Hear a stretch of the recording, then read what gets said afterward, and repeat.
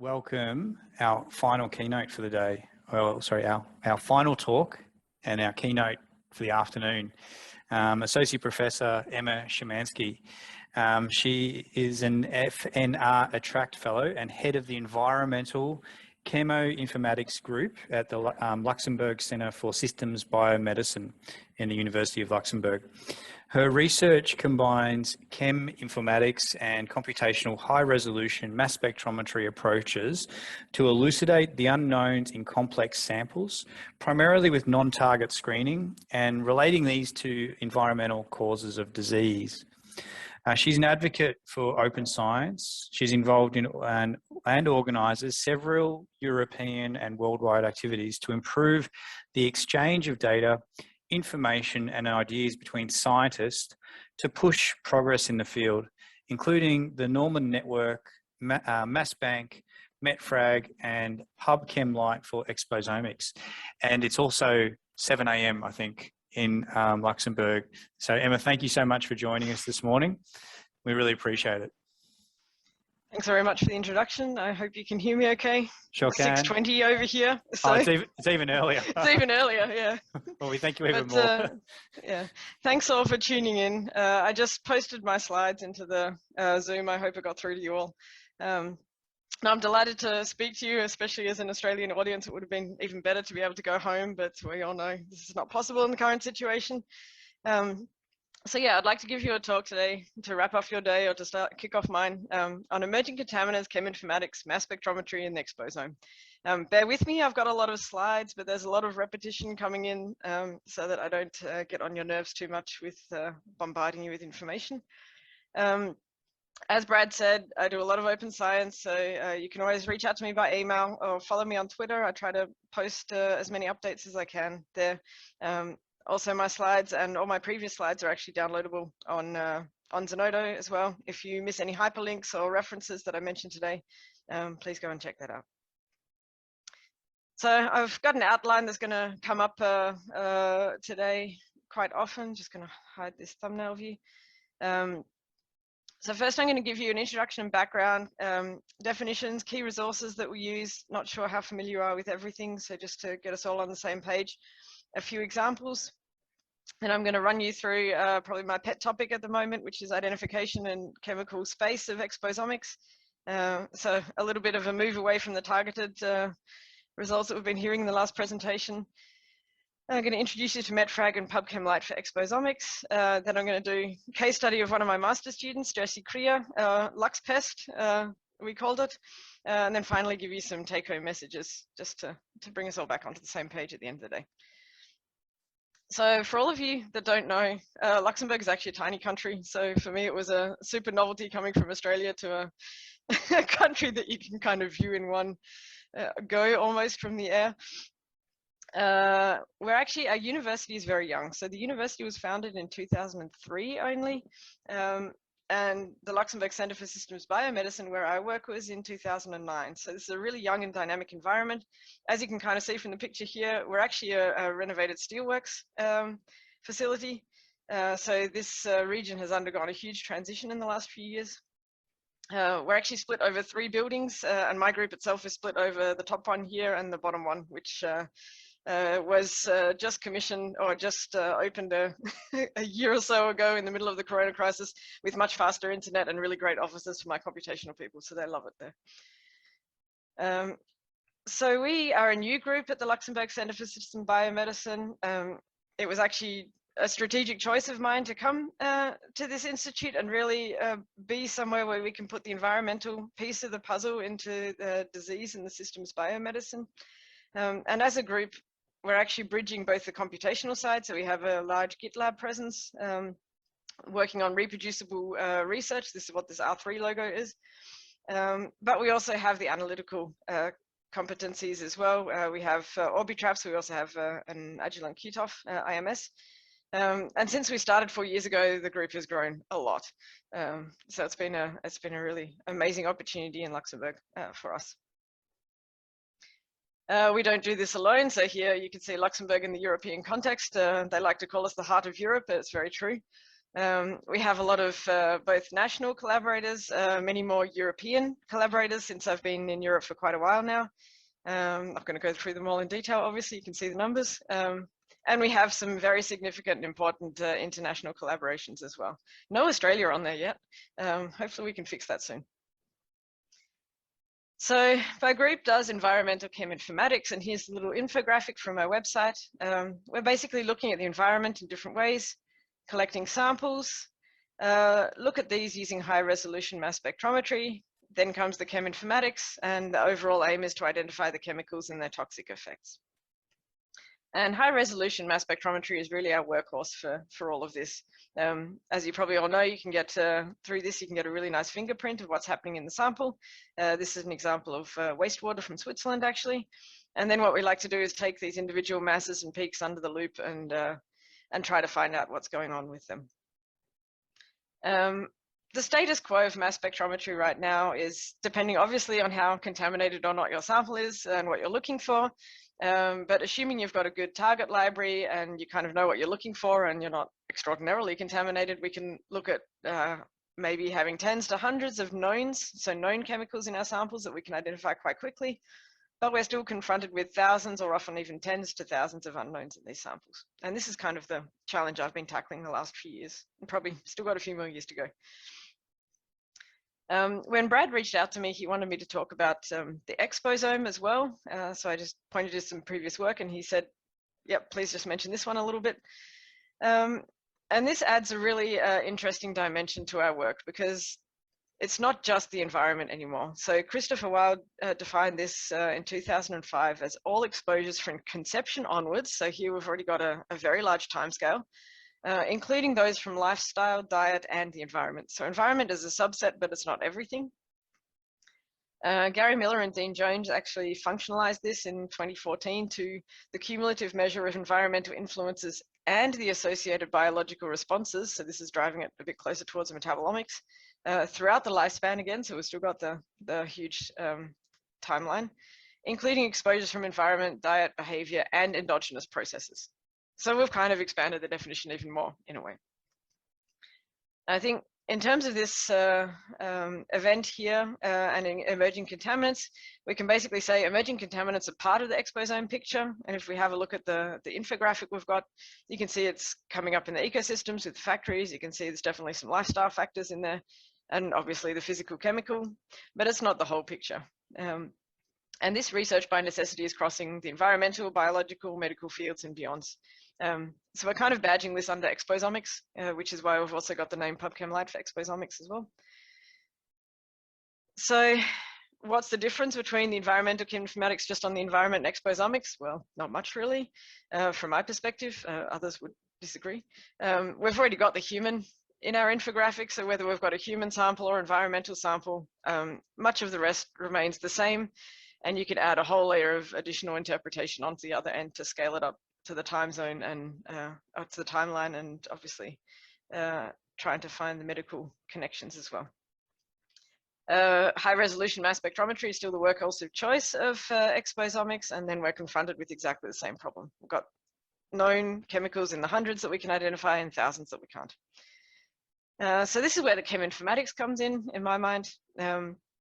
We start to try and look at all sorts of different resources to help us identify the unknowns.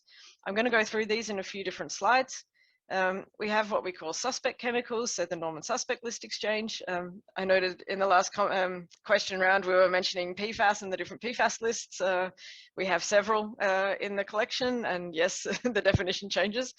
We have mass spectral libraries.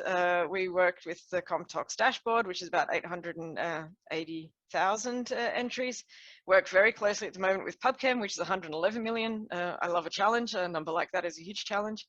We're also doing a little bit of work on the predicting the metabolites. So we just did a rule of thumb calculation for PubChem. If we would just do a single generation metabolite of PubChem, we'd be looking at well over 2 billion chemicals. So you're kind of really getting an idea that there's way too many chemicals out there for us to enumerate in a way. Non-target high resolution mass spectrometry is a fair bit of work. So this was a feature article we published a few years ago. You've got your sampling campaign, obviously different forms of experiments we can have. You can perform a sample archive. These days, we can also, after the analysis, perform a digital archive. So this is for the retrospective screening.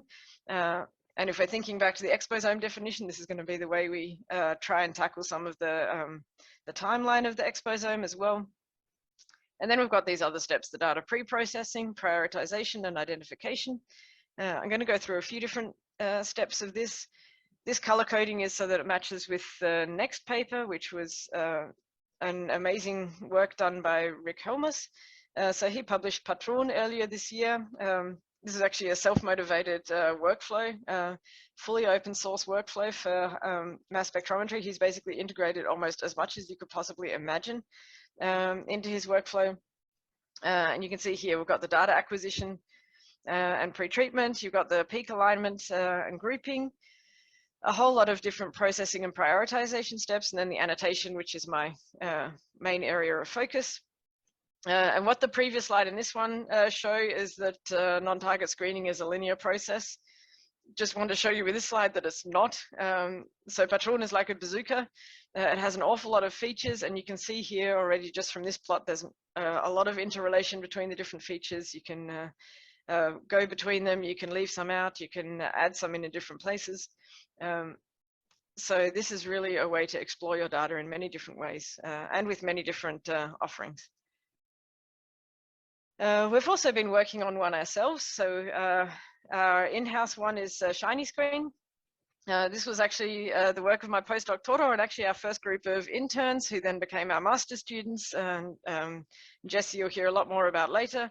The rest of them, Jesse as well, became research and development specialists with us. So they've gone from being our first group of interns to actually producing their own Shiny interface for our software extraction. And within a year, we actually had this implemented and are teaching our side. So it's been really great to have students develop something and then help implement it to teach other students the same thing. So that's been great. We've also done a lot of work on spectral libraries. So mass spectral libraries are, in a way, the fingerprint of the chemicals that we're looking for. I've been involved with MassBank now since about 2012, which was when our European server came up. We went through a recent overhaul of the website. It's fully open source, so MassBank software itself is open source. All of the data is open source and open access. You can download it and do whatever you want with it. It's all on GitHub under full version control. And what's even better is we also, thanks to the master's thesis of Anjana, have our Luxembourg records in. We have now over 5,000 records in MassBank, including some really awesome compounds like these arsenates as well. So not just your traditional organics, but we've also finally got some organic metallics in there with some beautiful mass spectral peaks as well. We collect a lot of expert knowledge as well. I'm going to mention this a lot today. So MassBank Europe is one of the Norman Network database system. So the Norman Network is a network of environmental laboratories, regulators, and actually many more. Started off as a European network, is now totally international. If anyone in this audience is interested in joining and isn't yet a member, please consider. It's a really nice way for experts to sit together and discuss some of these issues. So not only do I work on MassBank, but also the suspect list exchange and the substance database, which are effectively a coupled offering. My major role in this is actually the Norman suspect list exchange. And this is where we're actually helping to make public the data from various agencies and various scientists so that everyone can grab this data. It's gone way beyond what I actually originally anticipated. So we've now got over 80 lists as a part of the suspect list exchange. So instead of now being a simple web server, it's actually extraordinarily huge source of information for many people. What you can see here from this plot is we have lists of anywhere between 111,000 chemicals all the way down to very specific and specialist lists of tens to hundreds of chemicals. Because you obviously can't get a huge grasp on 80 different lists, we've also started to group them according to their main topics. So whether they're PFAS, whether they're pesticides, whether they're toxins, whether they're covered by our REACH legislation, surfactants, pharmaceuticals, you name it. I also do a lot of work with PubChem. I think I mentioned this already. So here's just a brief overview of what PubChem looks like. I love their way to explore chemistry. You can explore so much chemistry in their website. I mentioned the 111 million compounds. We're going to break it down a little bit later into a smaller collection. We've also, together with PubChem, been getting the norm and suspect list exchange into PubChem as well, to work up this data and get it available for a larger audience. So you can see here we're a data source in PubChem. And more importantly, thanks to the work of Jeff, who's here, Paul and Evan, we've also been setting up classification for this as well. And the classification of these substances is what's helping us to do some of these subsets that I'm going to talk about later. You can see we have 80 lists. All of them are numbered with a different S number. And those that have the blue arrows here, these are the lists for which we have really rich subsets of information as well. So you can see here the OECD PFAS list was mentioned already today. If you go to our classification browser and break this down, you can actually start to see the different groupings of the PFAS that we've got within that list as well. We've got lists on PMT substances, so persistent, mobile, and toxic, a whole lot of nice collision cross-section, and an awful lot of pesticide data as well. The way that we actually connect all of this knowledge together is MetFrag. MetFrag is actually a program that started off just in inverted commas as an in silico fragmenter. It's become so much more for us now, because this is actually the way we connect all of these resources I've just been mentioning. So it's our connection to MassBank, the norm and suspect list exchange, and the databases like PubChem and the ComTox dashboard. And for each mass, basically MetFrag will retrieve a whole lot of candidates. Here we've got about 138. And then we use these different metadata terming to rank the candidates and then try and tell you which is the most likely one to fit the mass. I'm going to go into this in a lot more detail later. How does this all come about? So I said I wanted to start off with some definitions so we're all on the same page. So we do a lot of open and fair science. So I hope you've already seen with the different resources, all of them are open, the ones that we work with. Open access is a subset of this that is really critical. This means that our research outputs are distributed online, free of cost or other access barriers. So if this is the case, then we can actually access people's results and help value add them and make them available to the community in ways they perhaps had never even imagined before. The FAIR principles, I'm not sure how much these are filtered through to Australia, but they're definitely the buzzword of Europe at the moment. This is how to make data findable, accessible, interoperable, and reusable. So open is not fair, and fair is not open. Ideally, your data is both. So the best data to access is actually both open and fair. You can have open data that's not findable, then it's great, it's open, but no one can find it. And on the other hand, you can actually have closed data that is fair, but for reasons like data protection, it's only accessible to a subset of people. And what happens if it is both open and fair is you can do some really amazing things. So these are just some examples from within Europe. This is the amazing work of Nikiforos Alexakis and many of the people in the Norman network. This is a distribution of the REACH chemicals in the Black Sea samples, sorry. This is actually an interactive heat map, so you can follow this link here and go and play with these results yourself. And you can start to see the distribution of chemicals in fish, in the waters, and then in the sediments. And you can definitely see the chemical profile is changing in the different matrices as well. You can also use even unknown chemicals to detect standout patterns. So this has been daily non-targeted screening of the Rhine River since 2014. And once you start to get data sets like this, then you can really start to do pattern detection. Both of these examples were unknown until we basically have a couple of different pattern thresholds on the data processing. If you look at the numbers carefully, you can see this little peak here was actually 0.6 tons of this chemical going down the Rhine River. And then when it happened the next year, it was 0.1 ton, and next year it was 0.4 of a ton, and the next year 0.2 of a ton. So these little mass thresholds are actually quite large events. The Rhine River itself is drinking water to 20 million people downstream. So we definitely want to be looking at what's going on there. What I like about the bottom example is that this was actually one of those chemicals that are always there, which is really difficult to detect until it dropped out with a factory production break. And then the next year, the same dropout happened. With this one, it was an even nicer story because you could go back to the company and they actually talked to them, and they put in a mitigation measure early in 2015, and you can see the tonnage associated with their contamination has now dropped a lot. So you can do really great things now with high resolution mass spec. This is the example I'm going to mention a little bit later. So we've got LuxPest and the transformation products. So we've been doing a lot of work to try and improve the transformation product screening.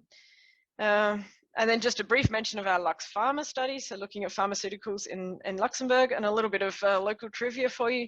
Our population actually doubles during the day. We have a lot of workers that come across the border. So in 2020, when everyone was working from home office, you can see we actually had almost a halving of the population, especially during the day. And the chemical concentration in the green is 2020. You can see the pharmaceutical concentrations dropped dramatically in 2020 when everyone was at home. So this was a really interesting trend for our country. Some of them, the contrast media actually dropped out entirely because there were no medical investigations going on. So our biggest challenge, probably the challenge for many of you as well, just tracking the time, is which chemicals are relevant and how to find them. So we've got a large number of chemical resources now. In CAS, we've got 180 million, PubChem 111, ChemSpider's finally PubChem at the post and is 114 million. Even Comtox dashboards, 883,000, that's a lot. We do this with the chemical analysis. You've got the target analysis that you probably all know. We've got what we call the suspect screening, where we look for known subsets of chemicals. And then you've got the broader range of non-target screening. Always bearing in mind that our methods can always miss certain chemicals, so we'll never be exactly capturing the full story. We have a lot of different strategies for this. Not sure how famous these confidence levels are in Australia. In Europe, you can't escape them. But we did a little bit of a matrix with target, suspect, and non-target screening with the levels of confidence.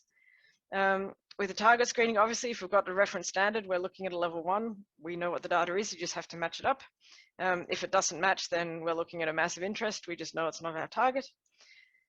With suspect screening, we're kind of telling people you're sitting on a level 3. You think you know what it is, but you still have a burden of proof to prove the actual identity of the chemical. And again, if it doesn't match, you're down to a massive interest. And then non-target screening, you really have a big burden of proof. What I also like to now give people is an indication, if we're talking just an in silico identification, no experimental data, then this generally will sit you on a level 3. If we've got a good mass spectral library match, for instance, from Mona or MassBank, then we can get up to a level 2 with library evidence. But again, you still need your reference standard to confirm your identity. All right, now I've got through all the definitions and the examples. I'll give you a whirlwind tour of MetFrag and PubChem Lite for Exposomics. I hope you're all still with me.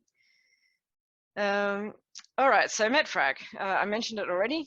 It's an in silico fragmenter. So we basically start with a mass and a error margin. You can also give it a formula.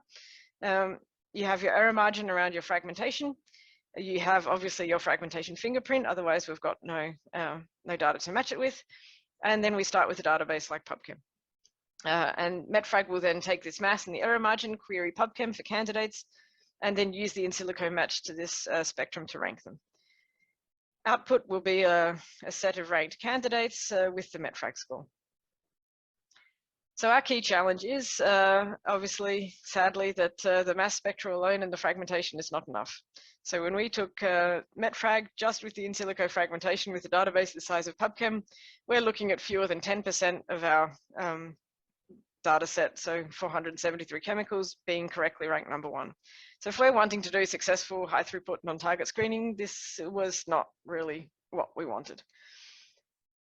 And if you want to look at this in terms of candidates, we've got almost 2,800 candidates, and nicotine, which is our chemical of interest, is somewhere down here in the bottom third, which is kind of not cool. We know nicotine's most likely to be out there.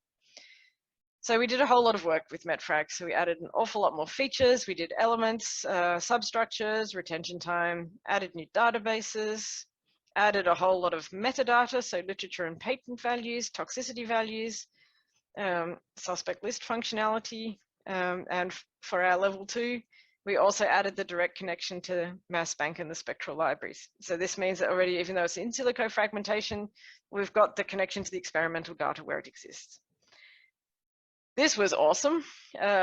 We managed to get our results up to 71% ranked in first place as opposed to 10%. So we were an awful lot happier with this, because once you've got numbers like that, we're kind of in the ballpark of, yes, we can actually use this and have a reasonable chance of a successful outcome in a vast majority of cases. You can see here, even our rank number 2 place and number 3 were in 80 to 82%. So what this means is basically in terms of MetFrag plus mass bank plus suspects plus PubChem plus all of the different metadata, we still have the same number of candidates, but nicotine is now clearly ranked in number 1 place, and you can see there's a few others here with higher scores that indicate they've got a lot of data that's of interest for us. But yeah, databases grow and our performance was dropping. So basically, even though MetFrag was the same, or we'd even upgraded it, our performance was still dropping as PubChem grew. MetFrag, when we first released it, PubChem was the size of 25 million, it's now 111 million. So our performance was dropping, not only our identification performance, but also our run times were rising a lot. So we were looking at a sample with 500 masses was taking us up to a day to calculate now. And this is not scalable, really. So yes, our chemical space is too big. So even if we would look at the EPA chemicals dashboard, a lot smaller than PubChem, you might recall we had 2,800 candidates last time for nicotine. This is nicotine again.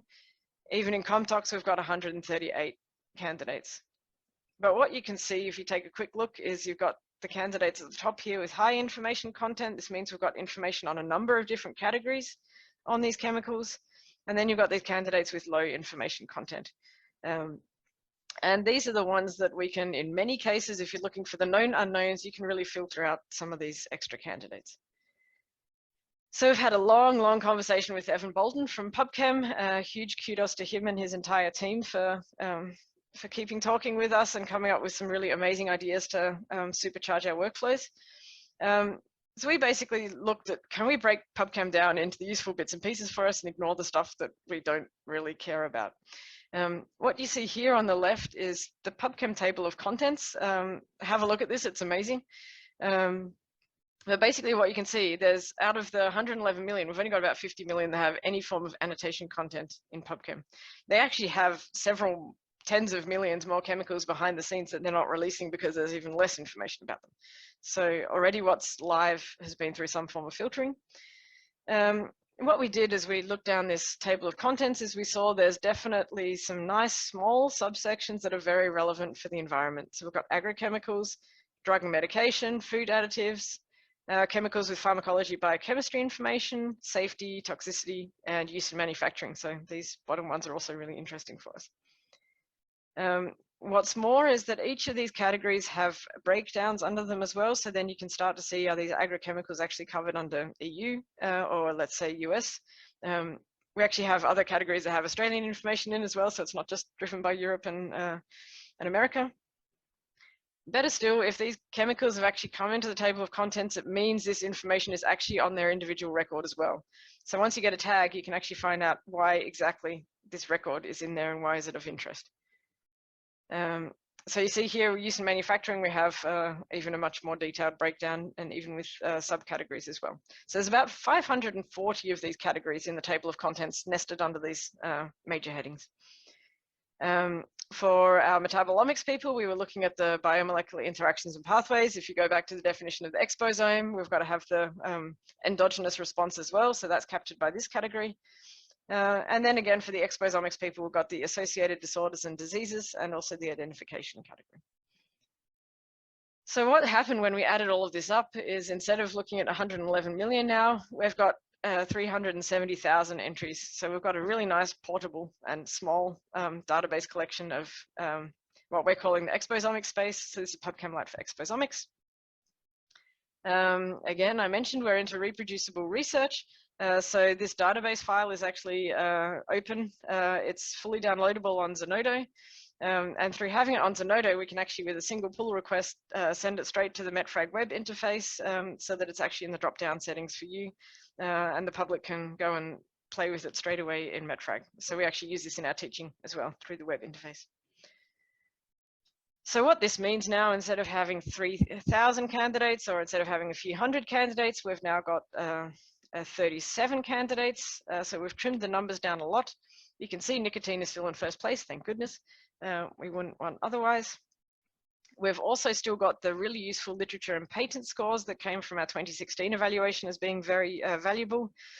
And in addition, we've added what we call the annotype count, which is basically the count of the annotation type. So if you go back to this table of contents, this tells you how many of these categories that chemical is actually mentioned in. And obviously in the database file itself, we've preserved the categories as well. So how does this influence our performance? I wouldn't be talking to you today and saying it's a great thing if our performance got worse. We were actually stunned. This was our first draft and we outperformed our previous evaluation, even though we totally brutalized the database. So we've cut it down to 370,000. We still got our performance up to 80%. So that means 80% of our test set is ranked in #1 place. And better still, 90% were either first or second. So this was really awesome. We were very happy about that. But if you've got sharp eyes, obviously the world was not completely rosy. We've brutalized the database. And of course, if you do that, you run into the risk that quite a few of the chemicals of interest are missing. And obviously, they were in there before, so they're not completely missing from PubChem. But the environmental community has for a long time been saying we don't want to use databases like PubChem because the transformation products are missing from the databases. Here they were in the big PubChem, but they were missing from the annotation content. So this is where our norm and suspect list exchange came in. We basically did an overlap of the missing entries with our classification browser, and we had 3 lists that hit up very strongly, and they were all pesticides and metabolites, or the parent and transformation products from EOWG, transformation products from HSDB. So we're like, we're onto a winner here. We know that transformation products are missing, and we've got a lot of overlapping in our existing lists, so this is a really great start. So again, thanks to the huge effort of Jeff and Paul, and also a lot on our side as well, I have to say. We actually introduced a transformation section into PubChem. So this did not exist until we started talking. We basically started providing the mappings of the predecessor or the parent and the transformation product with some description as well, and the evidence behind the scenes as well. So we're not just randomly adding in reactions, we're also, we've got a full provenance with the study that actually released this reaction as well. So if we have a transformation entry, this will go into our pharmacology and biochemistry section. So you can see now we've got over 5,000, actually we're just ticking over 6,000 soon, transformations in PubChem now. So this is a lot of data that we've collected in a short time. What we also have is if we have information about the chemicals, we're adding these into the different subcategories as well. So I mentioned the pesticides. We had some really detailed information from EOWG there. And so as soon as we can add this in, this means that these chemicals go into the agrochemical categories, which also means that they will eventually go into PubChem Lite. So PubChem Lite is not a once-off collection that we've produced, but as we're adding data, we're actually building new versions of PubChem Lite and constantly increasing the database. So you can see here in this shot exactly how we did this. So here was our 2020 version with our 80% correct and our almost 10% missing. In May 2020, we added the Swiss pest list in. You can see we closed the gap quite a bit. And when we got the next 2 lists in, you can see we narrowed that gap a lot more. And we're up to about 82% correctly ranked #1 now as well. So that was a really nice success for us. What we also wanted to look at, so you can see all the previous slides, I'm just going to run you through it. So these were all blue. So this means we had the MS, we had the annotation information, we had the patent information, and additional. What we've got here now with the green, this is no experimental data. This is purely just looking at the annotation content of PubChem. So if we would just score our candidates by literature and patent information, you'd be right. You'd have the first one right, just ranked by literature on 59%, so almost 60% of the occasion. If we did this with PubChem Lite, you'd get up to 70%. So no mass spectral data, nothing, just take the candidate with the highest number of patent and literature values. If we push this even further, saying we're wanting to look for agrochemicals, so let's drive it up and only consider those chemicals with an agrochemical score, then we can also get this up to the 80%, again, without any experimental value. But before you all freak out and say, well, why do we waste all of our money on mass spec when we're doing this? If you add the MS in, then this is really what helps you get that one step further. And then if you really push this metadata as far as you can, then we can get to well over 90% in many of the cases. So this also starts to mean that we can start to use suspect lists in an even smarter way to really drive your discovery and say, hey, we only want to find known agrochemicals to see what we're going. Obviously, this is not going to help you with the true unknown unknowns. What we're trying to do here is high throughput mass spec, so you can actually use non-target screening in a much more quick and reproducible manner. So what does this mean? So if you're really pushing the boundaries, 80 to 90% of your well-known entries top 1, up to 90% top 2, and even 100% in your top 3, obviously known chemicals. This basically means that if you're looking at emerging contaminants, you want to find the known unknowns, the top 1 to 3 matches will cover a lot of your cases. So it's always good to look at these. What's even better is this will cover it very quickly. So it means instead of spending hours to days on your single non-target screening, you can actually get a relatively quick run and get a pretty nice impression of whether you've got some good candidates or whether those masses are going to be quite hard to deal with. I can hear you already asking, what about the new emerging contaminants? Help us add them in. So this is a really nice study from Anke Bezel. She was looking at fish, and actually what happens when you boil, can, or microwave them, you're getting different transformation products happening. She had some new transformation products that aren't in any of the databases. So she actually reached out to us. We've got a list that will let you add transformation products and reactions from the literature as soon as we have a reference. So she added these entries, and lo and behold, these are live on PubChem already with the results of her study there, so that everyone can find them for the next study. So yeah, it's actually surprisingly easy to do. So I hope we don't hear complaints about things missing from the databases soon. We'd love to have the action. If you see something missing, reach out to us and we'll help you add it in. So I hope I'm still doing okay for time. I'm just going to run you very briefly through a case study, just so that it's not all computational and abstract, and then run you through some take-home messages. So we've seen this one before. So just to take you back, so this was Philipp Dieterich. He works for the water authorities here in Luxembourg. He's actually the one responsible for the routine monitoring of the entire Luxembourg. We have monthly sampling, 8 to 9 locations a year. 4 of these locations are fixed every year, and 4 to 5 of them rotate around the country in a 3-year cycle. So this way we're getting a little picture of how the contamination is happening around Luxembourg. We're helping him out with the suspect screening, so he has the capacity to do target analysis. He does really awesome target work. We don't have so much detailed target analysis, but non-target screening, suspect screening is our bread and butter. So it's a match made in heaven in many ways. And this is the work of Jessie. So this is her work up from her thesis. Not sure if you're really aware of it, but you know, coming from Australia, everything is in English. In Luxembourg, we actually have 4 national languages. So just to get the suspect list screening, Jessie actually, thank goodness, she's Luxembourgish. She speaks all of the languages. So we had information in 4 different languages, including handwritten documents that were quite old. So her #1 task was actually trying to get this information into a common language, which was A, English, and B, chemicals, so to get the names into the structures as well. So she was able to do this really nicely. All of these chemicals have different names in the different languages.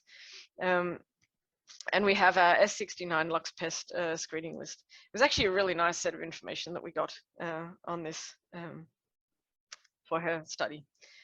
So once we had our 386 pesticides in our suspect list, we did our pre-screening with Schymanski. So that basically you can, for the different months, as you can see here, especially we've got a big peak in July for this chemical, you can start to see the trends of these chemicals over time. Once we had the data extracted, we performed the annotation with MetFrag. And for the sake of her thesis, we concentrated only on the level 2 with a very high match in mass bank. So with very high, we're meaning above a score of 0.9, which is, we knew there were a lot of pesticides with exactly the same instrument, so we could use this very harsh cutoff because we knew they should have a very good match for them to be correct. We had about 162 tentative identifications, and of these, 36 of them were matched at the level 2A, so we had a MONA score of 0.9. So this was where the interesting work came in. COVID happened, so she was actually hoping to go back to the lab and confirm all of these, and we couldn't. So this is when we decided to do the transformation product screening, which turned into a really nice story for us. And for this, we started to work on an automatic transformation product retrieval with PubChem. I've already run you through adding the transformations to PubChem, so this was work that I did with some of my other team. Jesse started looking also at the metabolism metabolite section. So we have these reactions which are already in there that are relatively easy to retrieve. The relationship's already there. And then we've got literature mining. So literature mining is also all the rage these days. This is a whole lot more challenging. So what we've got now is a circle of data. So this is actually information that's already in PubChem, but it's in text form. What you can see here is we've got in the orange outline without the shading, they do an automatic synonym recognition. So you've got triazine here, you've got amylene, you've got amylide. These are chemical names that are automatically recognized and linked up. So we can retrieve these also automatically through PubChem. Then you've got cases here, like in the shading, where we as humans and chemists can see, okay, hydrolysis of the chlorine moiety, this has to be happening here. Or you've got mono or didealkylation, this has to be happening here and here.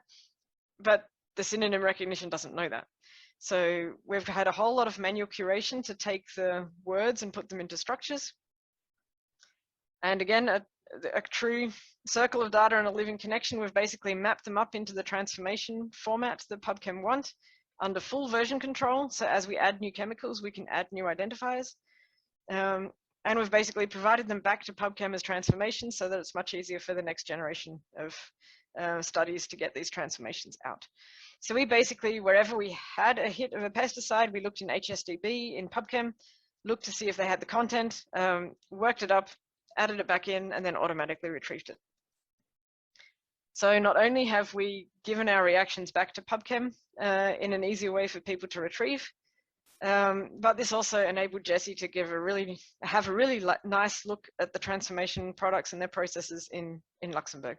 So you can see here with Shiny Screen, we get the really nice visualization. You can see as the reaction's happening, we're getting the shift in the retention times, as you may expect. So as we get the hydrolysis happening, we're getting a drop. As you lose the alkyl group, you get an even further drop. If you just lose the alkyl group, we've got a smaller drop in the retention time. But what you can also see here is the green lines up for the top and the bottom, and these were indeed related. But for the bottom two, we've got a different month. So they're coming in September instead of July. So not quite so sure if that's the same transformation product or if this is actually a transformation product coming from